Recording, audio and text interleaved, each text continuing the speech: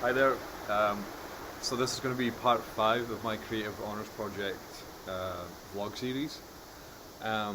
So just to give a bit of a timeline as to where we are now, this is just after the CHP expo that we had, where we kind of showcased some of our projects to our supervisor and another lecturer, and got some feedback. So yeah, I really enjoyed getting to kind of partake in that and see some other students' work and see how things are going and just the general level of things and the kind of what baskets people are putting their eggs in for their projects and things like that. So it was really insightful for me personally. Um, I feel like I got a lot of good feedback.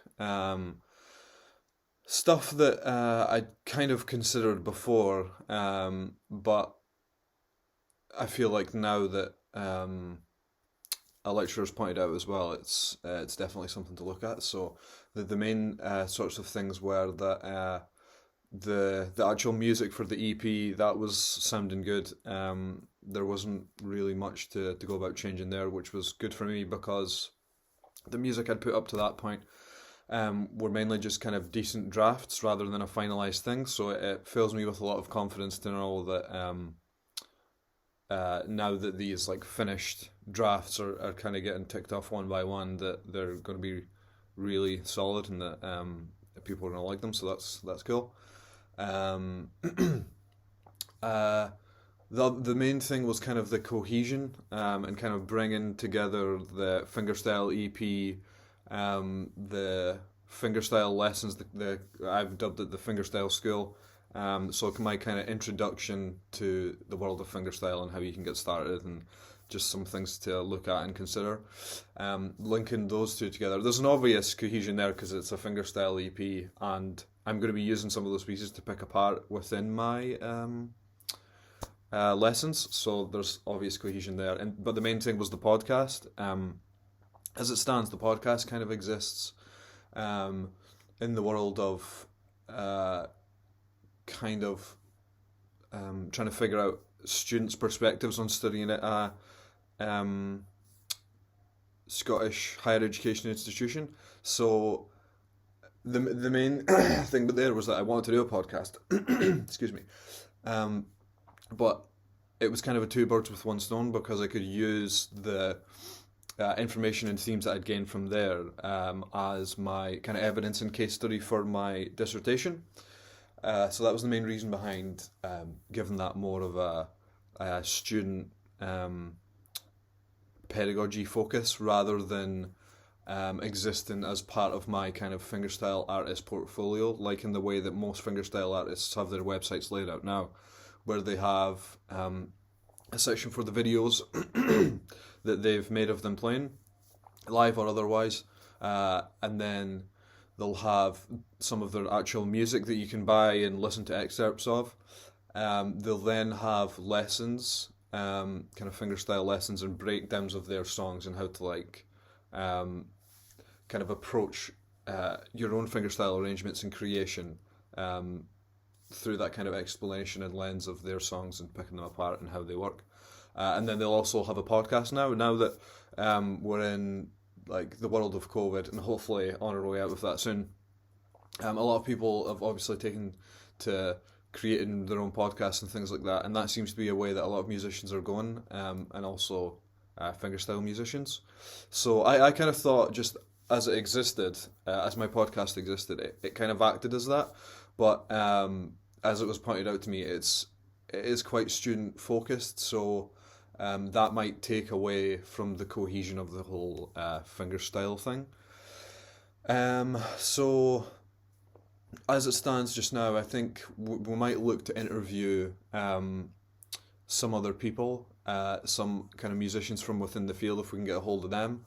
But I'm also thinking that I might just keep the podcast episodes as they are because they're around 6 or 7 episodes.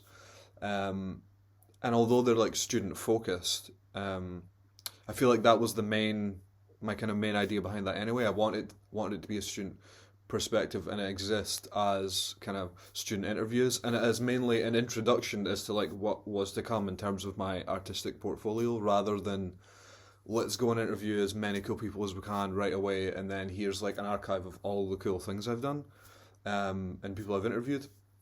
I wanted it to kind of be an introduction as to where I'm going to go, rather than, well, and I think the thing that backs that up is that like I'm a fourth year in uni, and I'm on kind of on my way out of finishing uni, and so it's kind of a reflection from fourth year, like pulling back, and I feel like I want it to exist as that rather than a fingerstyle related thing. I feel like we're getting guitarist perspectives anyway, so it does tick some of those boxes, but I do understand that it doesn't quite have the fingerstyle portfolio musician cohesion that would kind of bring everything together perfectly.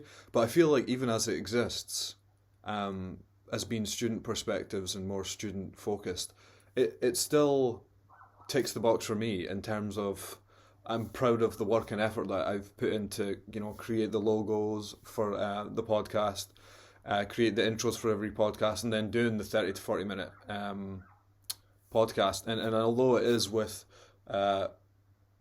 people I've worked with a lot and like some friends and things like that, it is still a lot of effort and work to put in. So I'm quite happy with the way that it exists just now. But if we can get hold of artists from within the fingerstyle scene, then we'll go about doing that. The main thing for me is to consider now that we kind of only have 6 or so weeks to go.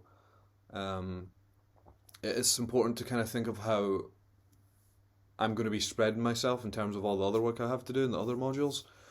So I am aware of the fact that I've taken on quite a lot in terms of creating an EP, doing all the kind of logs and documentation,